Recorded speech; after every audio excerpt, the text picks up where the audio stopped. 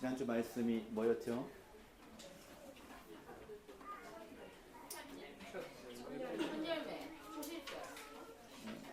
초실절은 무엇을 의미하는 절기였습니까?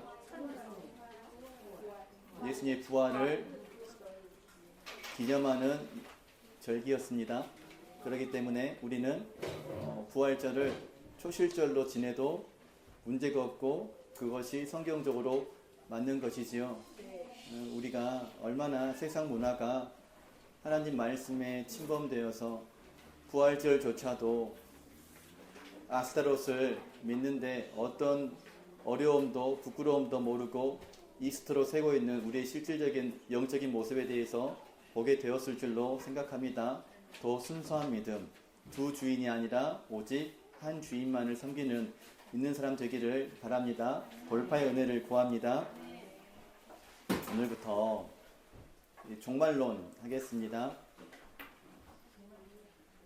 그냥 말씀인데 내가 왜 이걸 가지고 고민하는지 제가 좀 이해가 안 됐습니다. 제가 말씀을 받은 대로 나누는 것이 맞겠지요. 판단은 성도님들이 하십시오. 대신에 겸손하기를 바랍니다. 우리가 코끼리를 설명할 때 앞 못 보는 사람들이 긴 코를 만지면 코끼리는 길다 그러고 뒷다리를 만지면은 토끼는 두툼하다라고 말하겠지요. 하지만 그 모든 것이 합쳐져서 코끼리가 되듯이 저 역시 하나님 말씀을 받지만 연습하고 묵상하지만은 전체를 말하는 것이 아니라 일부분을 말할 수가 있습니다. 제가 정말 두려운 것이 함부로 틀렸다, 잘못됐다는 얘기는요. 우리가 정말 고민해 보셔야 돼요. 내 마음에 안 맞으면 틀린 것이 라고 말하면 안 됩니다. 다른 것이죠. 대신 우리가 은혜가 부어지면은 이런 면도 있고 저런 면도 있구나. 요즘 시대를 어떤 시대라고 말하냐면 잘 들으십시오. 융합의 시대예요. 융합.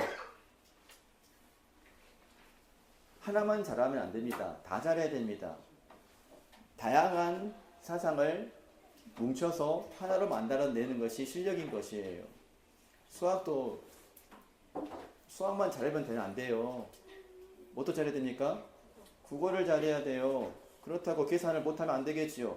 다 잘해서 한 개로 나와야 실력이 되는 거예요. 그래서 정말 아이들을 가르칠 때 완전 울분이 터져요. 울분이.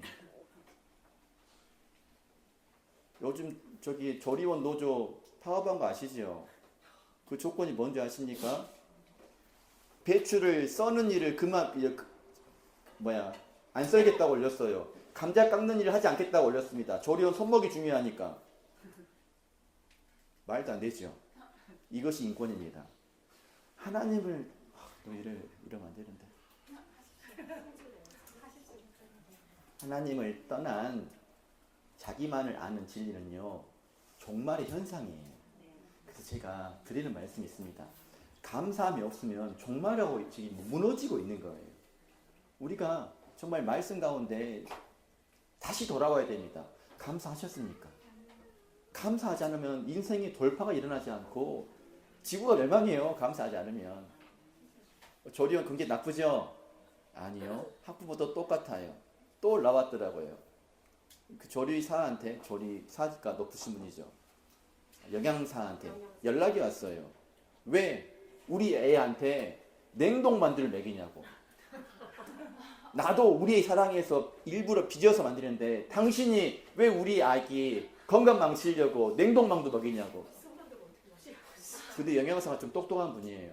어머니 이해해요. 하지만 조리원 한 분이 150명분을 담당합니다. 그 한 사람이 150명분의 만두를 빚을 수가 없어요. 그러시냐고 하면 되지 않습니까? 그러면 새벽부터 나와서 미리 하면 되잖아요. 그러니까 지구가 멸망하는 겁니다.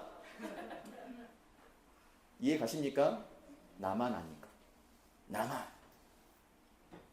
그래서 제가 상담하면서 좌절감을 느낄 때는 뭐냐면요. 나만 피해자예요. 나만 억울해. 그 억울함이 언제 풀린지 아십니까? 평생 가더라고요. 억울함이요. 그냥 주님 갈 때까지 억울함이 계속 나와요. 왜 그러냐면 남을 생각하는 은혜로 변해야 되는데 섬기는 인생이 되지 않으니까 피해의식만 가다가 오로지 하나님의 말씀으로 던져주는 캔디 하나 받아 먹고 이 얄팍한 위로받고 살다가 인생이 그냥 끝나게 되어 있어요. 그것이 지금 종말을 살아가는 우리들의 모습입니다. 말씀을 드렸죠. 종말을 이겨내는 방법은 무엇이다? 감사해야 감사. 오늘 말씀을 통하여 우리가 더 감사하기를 바랍니다. 잊지 마십시오. 감사하기를 바랍니다. 사람은요, 두려운 것을 직면하려 하지 않습니다. 정말 그래요. 제가 고백 하나 할게요. 우리 교회 재정 보는 게 겁나요. 솔직한 심정으로. 그래서 제가 권사님께 잘 안 물어봐요. 왜 안 물어보냐면은 실상을 알게 될까봐 겁이 나서 못 물어보는 거예요. 지금 이 정도 되면 재정부 2주 끝났잖아요. 재정 보고 해야 됩니다. 얼핏 잡아도 뭐 다 합치니까 1,000만 원 쓴 것 같다는 느낌이 얼핏 들었어요. 교회에서 나간 돈 한 500 정도 나가지 않았을까? 겁나잖아요. 그러면 물어보고 기도하고 해야 되는데 물어보기가 무서운 거예요. 그것이 무엇이다? 회피라고 이야기합니다. 또 나만 나쁜 놈입니까? 여러분들 안 그랬습니까? 본질적인 문제에 직면하는 거 다들 어려워합니다. 그것을 방어 기제라고 이야기를 합니다. 인간의 죄성에는요, 불안한 것을 회피하고자 하는 마음이 있습니다. 그런데 이 이야기가 오늘 읽은 말씀에서 우리 성도님들의 이야기가 들리지 않습니까? 똑같습니다. 계시록 어렵습니다. 그냥 깔고 들어갑니다. 계시록 여러 사람이 주장하는 게 다 다릅니다. 그 마음에는요, 하나님을 알고 싶은 지적인 갈망에 대한 회피가 있는 것과 똑같은 것이지요. 목사님 또 잘못 말씀하시면은 제 신앙이 무너지는데 어떻게 합니까? 이래서 아주 자신감 있는 이단들이 활개치며 계시록을 해석하고 있습니다. 지금은 때가 아닙니다. 제가 계시록 언제부터 언급한지 아세요? 저 8년째 언급하고 있어요. 그리고 중요한 것은 계시록 한 번도 안 들어갔어요. 신기하죠?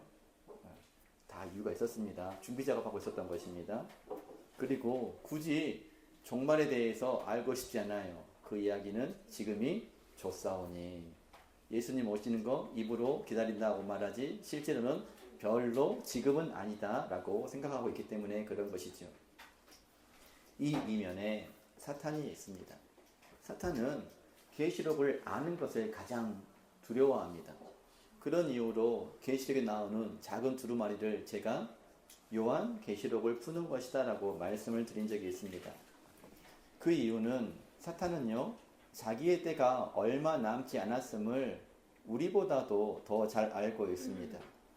그래서 그들이 이렇게 말합니다. 자기의 때가 얼마 남지 않는 줄 알므로 크게 분내어 너희에게 내려갔습니다. 사탄은 자신의 종말을 알고 있습니다. 그래서 성도들이 종말을 아는 것을 필사적으로 막고 있어요. 그래서 믿음으로 구원받는 거지 하면서 여러분 한 20년 전에 교회 한번 나와서 예수님 영접했다고 20년 동안 예수님을 생각지도 않고 있는데 그런 사람 하나님 구원하실까요? 한번 생각해 보세요. 한 번 구원은 영원하다라고 하는 것이 우리 개혁주의 교리입니다. 근데 오늘 이상하네요. 맞아 하고 합시다.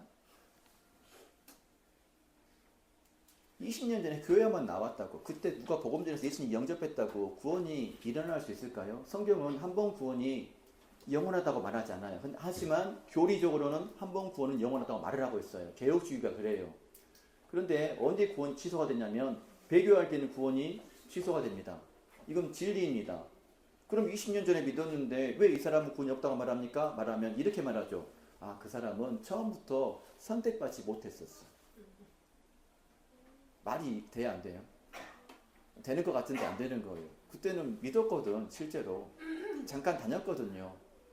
근데 그것을 가지고 지금이 안 믿고 있으니까는 옛날 그 믿음은 가짜 믿음이었으니까 구원이 없다. 이게 정말 애매한 거예요. 그래서 구원은 늘 제가 뭐라 그랬죠? 현재형이라고 말씀을 드렸어요. 은혜도 무엇이다? 지금 은혜 받아야 됩니다. 제가 또 이 다음에 나온 레파토리가 있죠. 왕년에 나 어쨌다, 잘 믿었다. 왕년에 셀피도 엄청 잘했다. 지금 안 나오잖아요. 아무한테나 말하는 거예요. 그냥 녹음 또 못하겠네 이러면. 그렇다는 말입니다. 예. 오늘 말씀은요, 회피에 정면적으로 맞서는 말씀입니다. 1장 3절 말씀 다시 한번 읽어봅시다. 시작.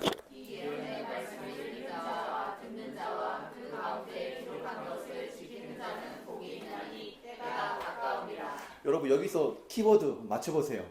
지키는 자. 더 좋은 거. 복이 있나니. 예? 보. 놀랍잖아요. 요한계시록 안에서 무엇이다? 아멘. 오늘 이 얘기하고 싶은 거예요. 이 얘기. 요한계시록 안에서 무엇이다? 복 받고 싶다면 무엇을 읽어라? 읽고 요한계시록을 듣고 요한계시록대로 지켜라. 그러면 복이 임한다. 그러니까 이 복음인데, 요한계시록은 복음인데 마귀가 엄청난 회방을 일으키고 있었던 것입니다. 자, 성경은 총 66권이죠. 여러분 말해보세요. 성경 초반부터 복 얘기하는 성경책이 어디 있어요? 성경 3절에 복 얘기하고 있네요. 성경 초반에 복을 얘기하는 성경은요, 한 권도 없어요. 요한계시록 제외하고는요. 신기하죠?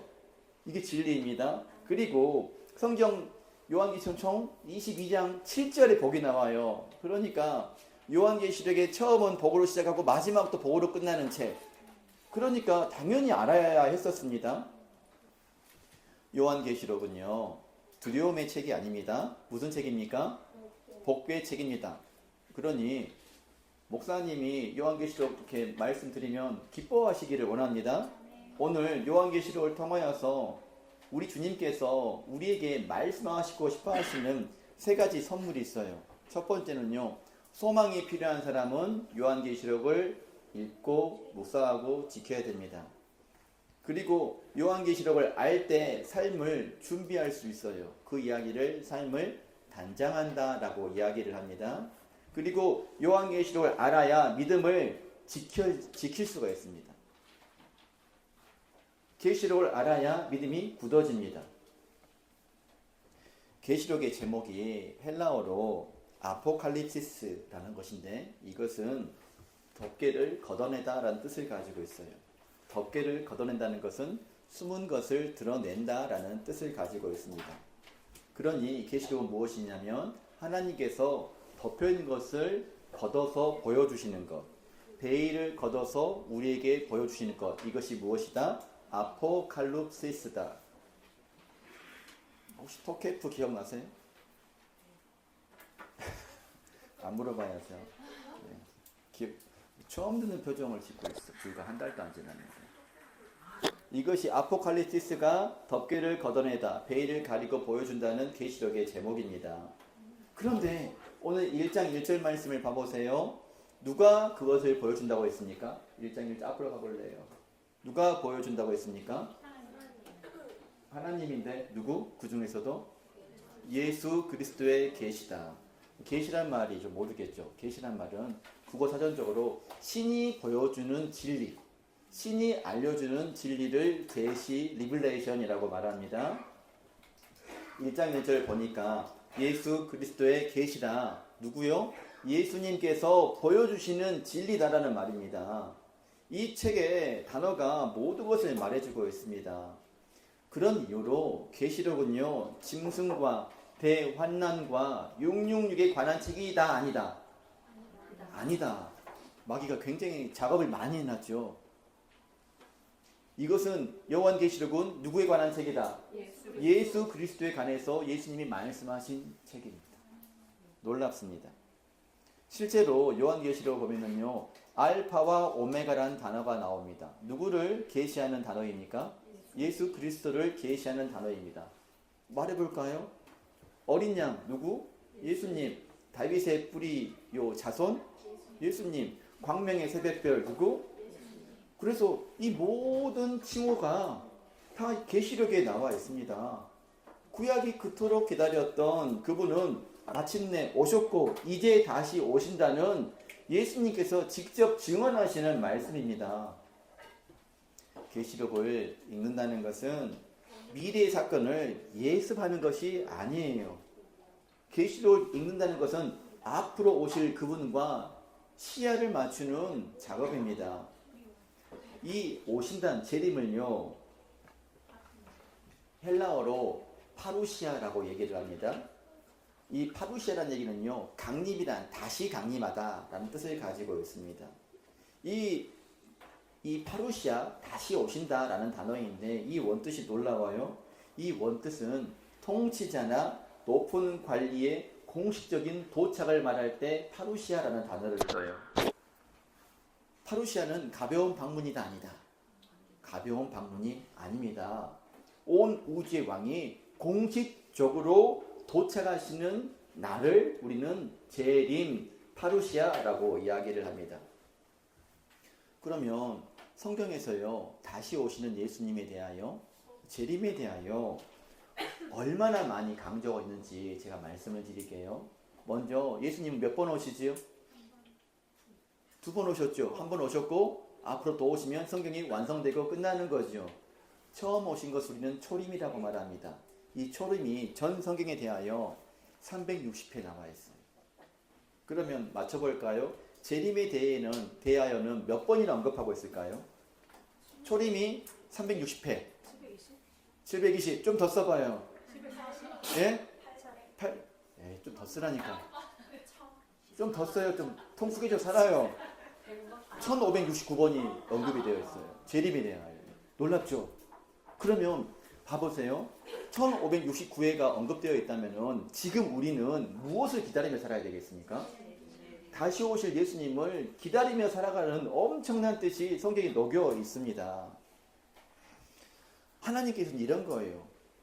말끝마다 다시 온다, 말끝마다 다시 온다, 이 이야기를 계속하고 있는 것입니다. 그러니 성도들은 다시 오신 예수님에 대하여 잊지 말아라. 하루 살면서 내가 다시 온다는 사실을 잊지 말아라. 이 이야기를 계속 언급하고 있습니다. 요한계시록 22장 20절 말씀 제가 올려놨을 텐데, 자, 시작. 이것들을 결정한 내가 이르되 내가 거치로 속히 올라 아멘. 주 예수여 오시옵소서. 뭐라고요? 주 예수여. 이렇게 살아라 이 말이에요. 내가 속히 올 테니까 잊지 말고 아멘 주 예수여 오시옵소서라고 고백해라. 이 22장이 성경의 마지막 기도예요.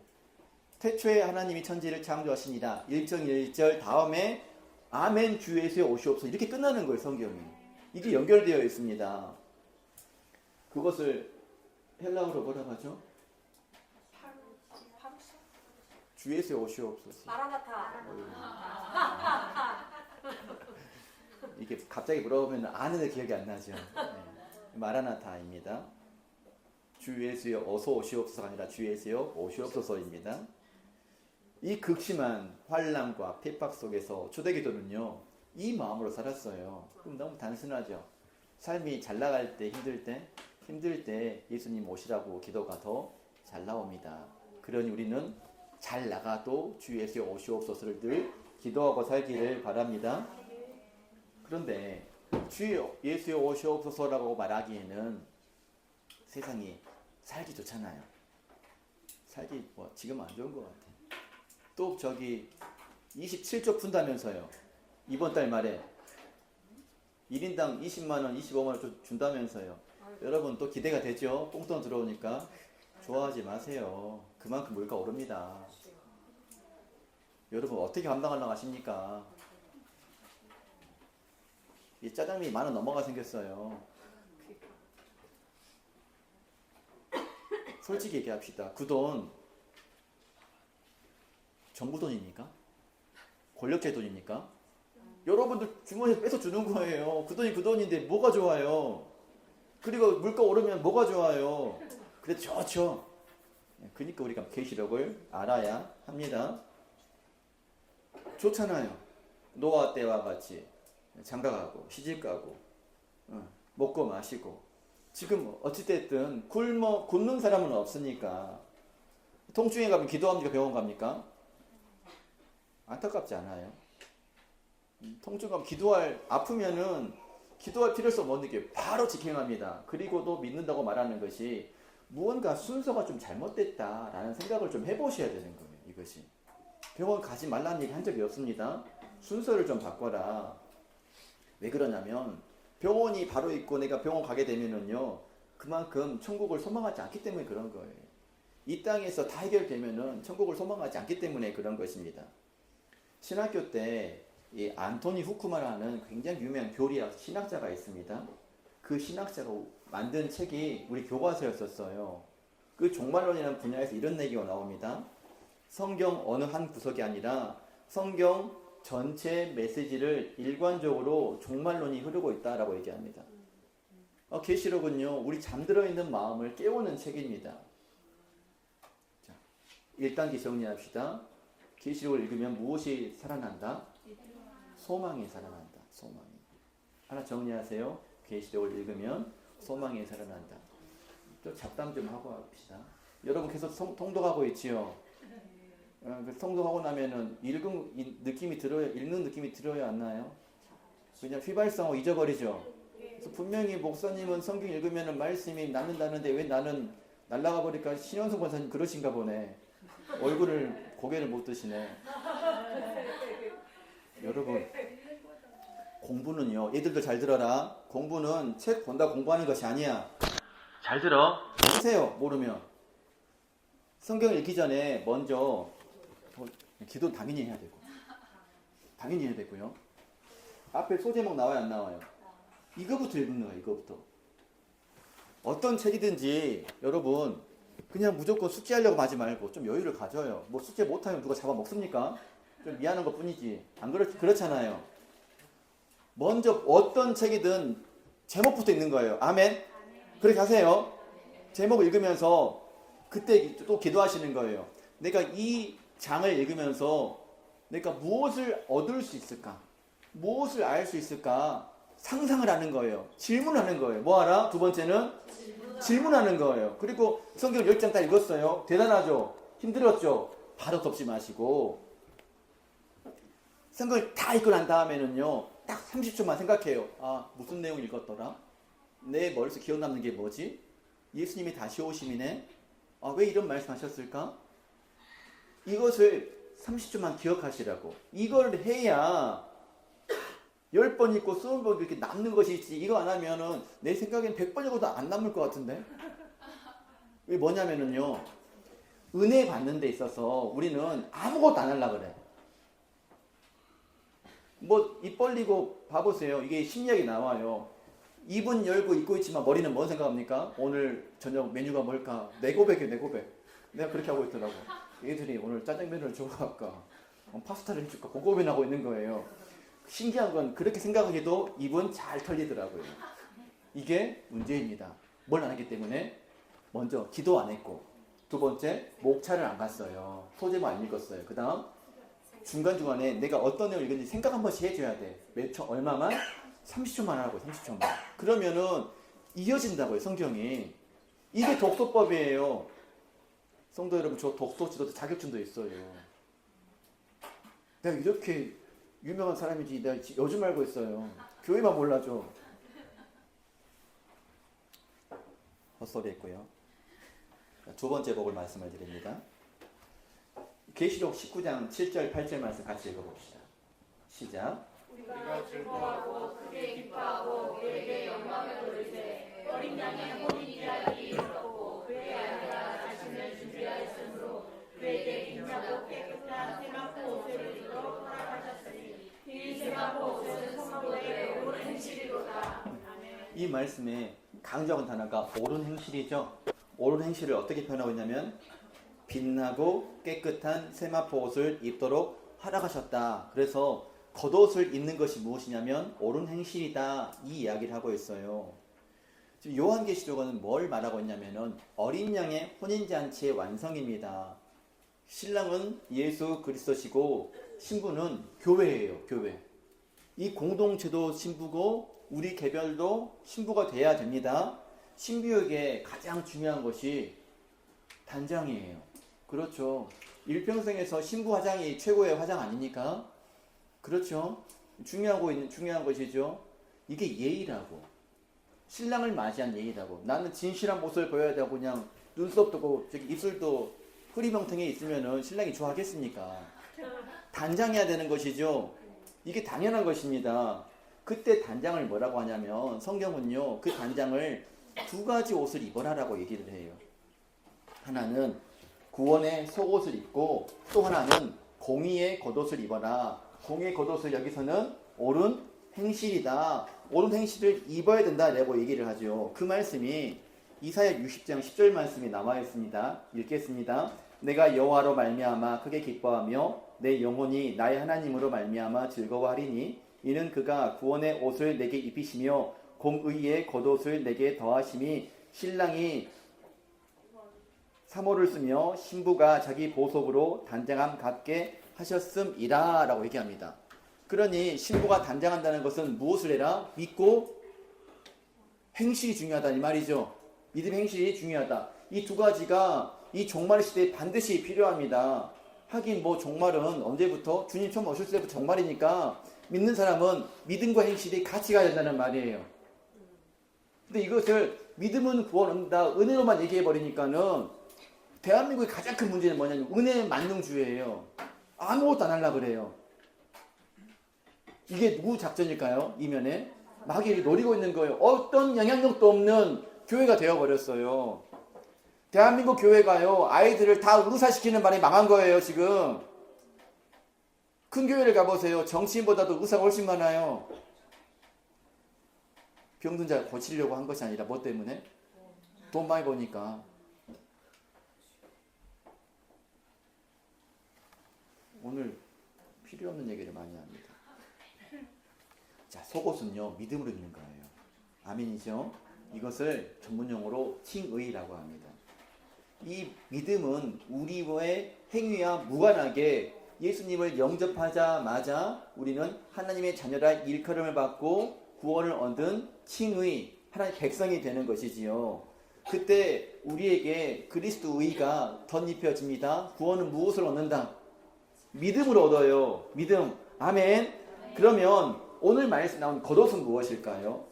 이 겉옷은 이 계시록 19장에서는요 옳은 행실이라고 얘기합니다. 성도 여러분, 교회 올 때 속옷만 입고 오면 안 되잖아. 그렇다고 겉옷만 입는 것도 그렇잖아요. 우리가 뭐 더 그런 사람도 아니잖아, 이런 사람도 아니잖아요. 같이 입어야 되겠죠. 세트죠, 이것이. 맞습니다. 그래서 물어볼게요. 그러면 선한 행실을 구원 얻습니까? 아니요.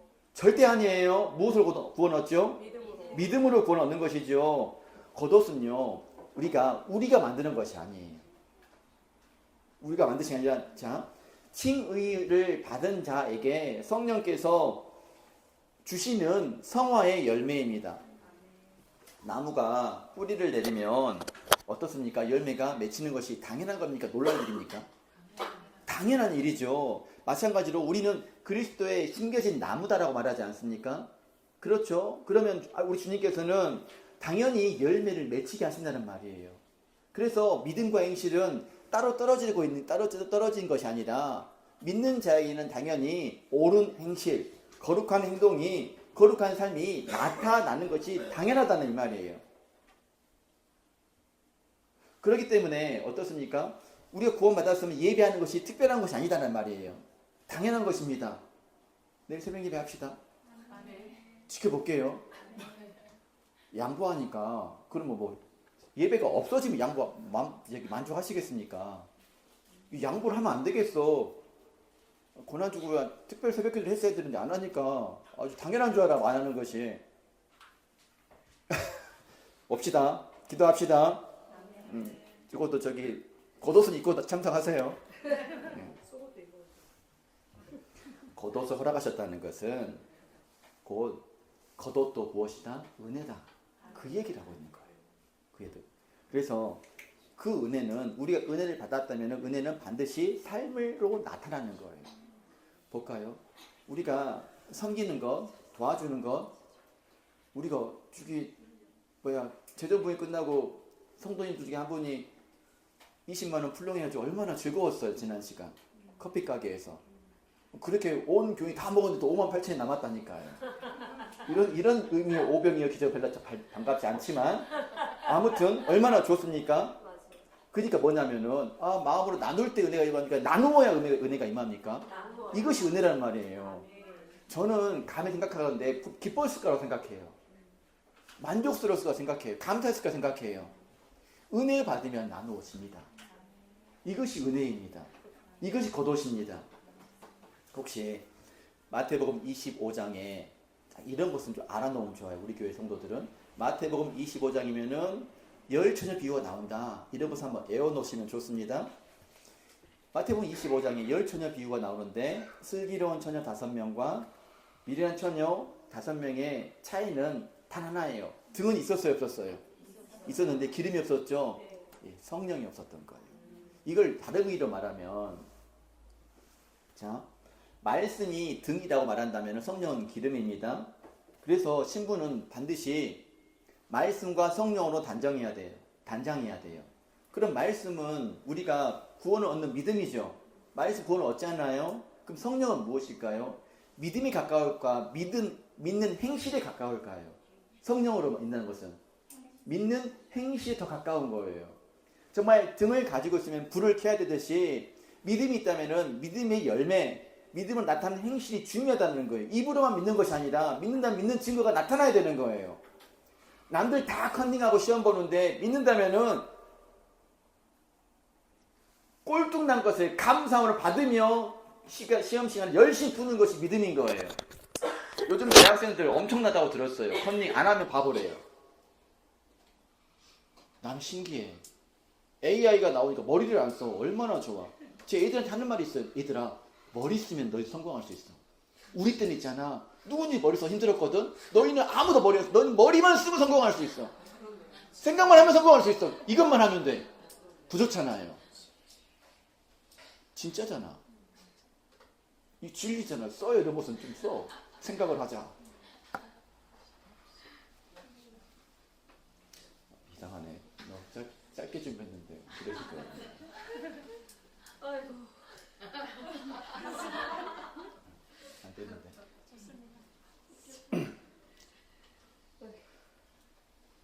베드로후서 1장 19절 말씀에서는요, 어두운 데를 비추는 것을 등불이라고 말합니다.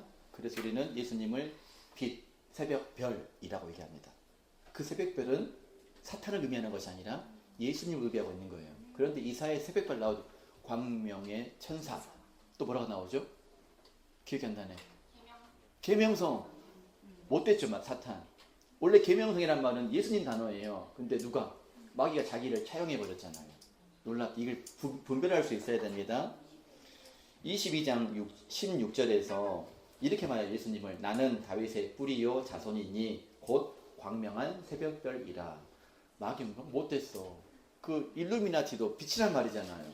원래 예수님 단어란 말이에요. 지네들이 다 차용해 버려가지고 우리는 쓰지도 못하게 만들어 버렸어요. 그러니 우리는요, 주님 다시 오실 때까지 등을 켜고 성령의 기름을 채우며 살아야 된다는 말이에요. 믿음과 옳은 행실이 같이 있어야 된다는 말이에요. 이게 한 세트입니다. 이것을 계시록에서는 신부의 단장이다 라고 얘기합니다. 사람은요, 목적이 있을 때 다르게 살아요. 제가 오늘 예배하는데 파자마 입고 있으면 어떻게 되겠습니까? 엉망이 되겠지요. 나 넥타이 안 찬 줄 아까 알았어요. 그래서 넥타이 차고 온 거였어요. 여러분, 기다리는 신랑이 있는 삶과 기다리지 않는 삶은요, 근본적으로 달라요. 부부 생활이 잘 이렇게 유지되려면은요, 이렇게 단장하는 것을 좀 연습하셔야 돼요. 관리를 하셔야 돼요. 관리 안 하는 인생은 서로 편하잖아요. 이렇게 서로에게 매력이 떨어지는 순간 관계는 그 사이로 마귀가 들어오게 되어 있습니다. 계시록은 우리에게 말을 하고 있습니다. 우리에게는 우리가 기다려야 될 신랑이 계신다. 그 이야기를 하고 있습니다. 우리에게는 참가해야 될 혼인잔치가 있다. 그 얘기를 하고 있습니다. 그러니 우리는 오늘도 신부로 단장해야 된다. 그 단장이 무엇이다? 믿음과 행실이다. 합쳐서 믿음이다. 믿음과 행실을 합쳐서 믿음이라고 얘기를 합니다. 데살로니가전서 3장 13절 말씀 소원을 들어보십시오. 시작. 너희 마음을 굳건하게 하시고 우리 주 예수께서 그의 모든 성도와 함께 영원하시되 하나님 우리 아버지 앞에서 거룩함에 흠이 없게 하시기를 원하노라. 너무 다 잘 나왔네요. 자, 계시록을 읽으면 뭐가 생기고? 소망이 생기고, 계시록을 읽으면 단장하게 된다. 중요한 얘기를 하고 있습니다. 그리고 이 성경에서 때레오라는 단어가 있는데 이것은 붙잡는다, 믿음을 지킨다는 의미가 있어요. 그 말씀이 요한계시록 1장 3절입니다. 때레오를 찾아보십시다. 시작. 이 예언의 말씀을 읽는 자와 듣는 자와 그 가운데에 기록된 것을 지키는 자는 복이 있나니 때가 가까움이라. 때레오, 지키는 자, 지키는 자, 지키는 자입니다. 이 지킨다는 의미는요, 파수하다, 굳게 붙들다, 어떤 위험 앞에서도 놓지 않겠다라는 의지를 말하는 단어가 때레오입니다. 잘하네요. 우리가 무엇으로 믿음으로 구원을 얻죠? 그럼 무엇을 지켜야 될까요? 성도 여러분, 율법 지키겠습니까? 말씀을 지켜야 되겠습니까? 다 맞는 말이지만 이 말씀 문맥에는 믿음을 지키라는 말이에요. 믿음 뭐 하는 겁니까? 믿고, 믿음은 지키는 거예요. 믿음 무엇이다? 지키는 것. 여러분, 믿음은 지키는 것입니다. 계속 중요하다고 얘기합니다. 그 이야기를 디모데후서 4장 7절 말씀 이렇게 얘기합니다. 시작. 나는 선한 싸움을 싸우고 나의 달려갈 길을 마치고 믿음을 지켰으니. 자, 이 말씀 보니까 믿음은요, 아무 생각하지 않고 그냥 살면은 그렇게 지켜지는 것이 아니에요. 믿음은요, 성경 보십시오. 자동으로 유지되는 것이 아니에요. 이게 믿음이에요. 믿음은 지켜야 됩니다. 믿음은요, 싸워야 되는 거예요. 계시록 13장에 나오는 666과 같이 단순한 숫자 얘기를 하고 있는 것이 아니라 믿음은, 이 계시록 말씀은요, 믿음이 진짜인지 가짜인지 지키고 있는지 넉넉히 섰는지를 확인하는 말씀이라는 것입니다. 그렇기 때문에 믿음은 지켜야 되기 때문에 그 지킴을 지키지 못하도록 마태복음 24장에서는 미혹하는 자들이 나오는 것이죠. 하나님은요, 진짜 믿음을 지키고 있는지 지키지 않고 있는지 알기 위하여 우리에게 잠깐 미혹을 허락하시는 거예요. 그래서 우리는 지킴으로 증명해야 낼 것입니다. 저기 초등학교 시험 안 본 지가 2015년부터 시험 안 봤을 거예요. 중학교 올라오면은요, 부모가 신경 써서 학원 보내고 가르치는 애들은 좀 개념이 있는데 6년 동안 시험을 안 봤어요. 시험 안 보면은 애들이 자유분방하고 정서가 좋아질 것 같죠. 웃기는 소리 하지 마세요. 공부를 한 번 하는데 어떻게 공부를 해요? 그렇게 되면은 진짜로 사회 밑바닥으로 살아가는 거예요. 이해 가세요? 그런데 중학교 1학년 1학기도 시험을 안 봐요. 좋은 것이 아니란다. 그러니까 이렇게 생각해. 시험 보는 것을 기쁘게 생각하라고. 언제 우리가 이렇게 준비하고 언제 열매를 거둘 수가 있겠니? 믿음 뭐 하는 거다? 지키는 거라고요. 시험을 통과해야 된다고요. 진짜 믿음인지 알아야 될 거 아니에요. 솔직히 봅시다. 20년, 30년에 믿고 천국 가는 거나 지금 우리도 연락이 힘들게 버티면서 믿고 있는 거랑 똑같다면은 억울하잖아. 안 그래요? 믿음 지키는 것에요 상급이 있습니다. 믿음은 지켜야 되는 것입니다. 그 믿음을 성도들의 인내와 믿음이라고 얘기를 합니다. 그러면 어떻게 믿음을 굳게 하는지 잠깐 말씀을 드립니다. 자, 계시록 말씀은요, 결론을 알게 하죠. 결론을 안다면은 살 수 있겠죠. 결론이 요한계시록 13장에서 끝나는 말씀이 아니에요. 22장에서 끝납니다. 곧 어린 양이 이기신다로 끝나요. 새 예루살렘이 임한다라고 끝납니다. 사탄이 불못에 던져진다고 끝납니다. 그래서 결말을 안다면 이 과정은 두려워하잖아요. 잠깐 세상 살면서 어려움 있는 거 이렇게 염려하지 않는다고요. 우리는 무엇하기 때문에 승리하실 것임을 믿기 때문에. 그래서 신앙생활의 기본은요, 감사와 믿음이에요. 믿음입니다. 오늘 나오면서 나 자신을 축복했습니까? 이게 중요한 거예요. 그 믿음이 임해야 됩니다. 그리고 계시록이 있으니까 깨어있을 수가 있는 것이지요. 어느 날에 너희 주가 임하는지 너희가 알지 못한다. 언제 오실지 모르니까 항상 준비하며 살게 됩니다. 오늘도 준비합시다. 오늘 오시면 얼마나 좋아요. 근데 우리 주님은 보통 깜깜한 밤에 오신대. 깨어있는 것이 어렵다 이 말입니다.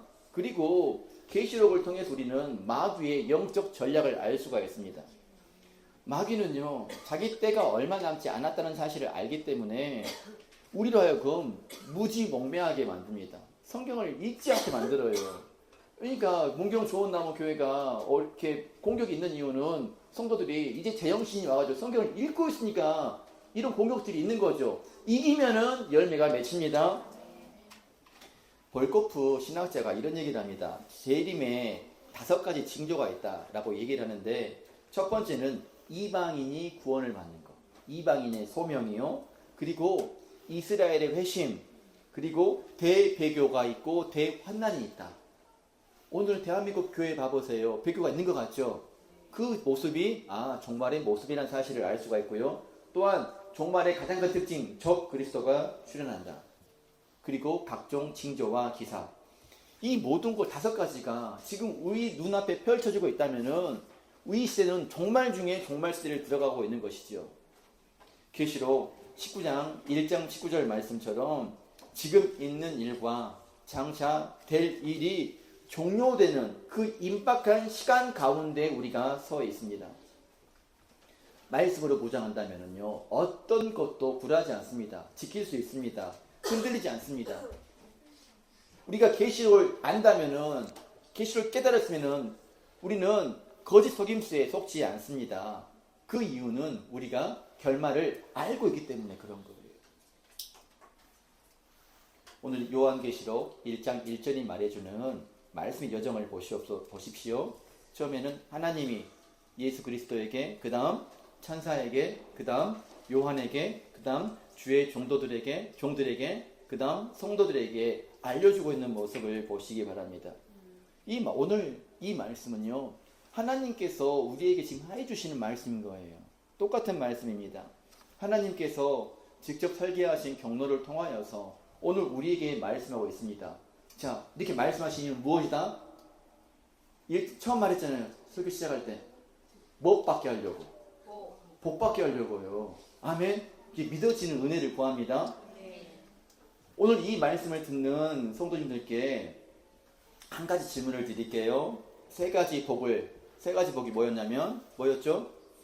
소망이었고, 또 단장하는 거였고, 또 믿음이었죠. 나는 오실 주님을 소망하는 자처럼, 신부처럼 단장하며 믿음을 때레오로 굳게 붙들고 있는 오늘을 살고 있습니까? 오늘 우리에게 하시는 말씀이에요. 예수님 다시 오심을 믿고 있습니까? 진짜 믿습니까? 정말 믿는다면 오늘 내가 만나는 사람이 달리 보여야 됩니다. 내가 쓰는 시간이 달라져야 돼요. 내가 쓰는 물질이 달라져야 됩니다. 내가 입는 옷이 달라져야 됩니다. 내가 붙들고 있는 것이, 여러분 결단하세요. 달라질 것이라고 결단하시기 바랍니다. 기도하겠습니다.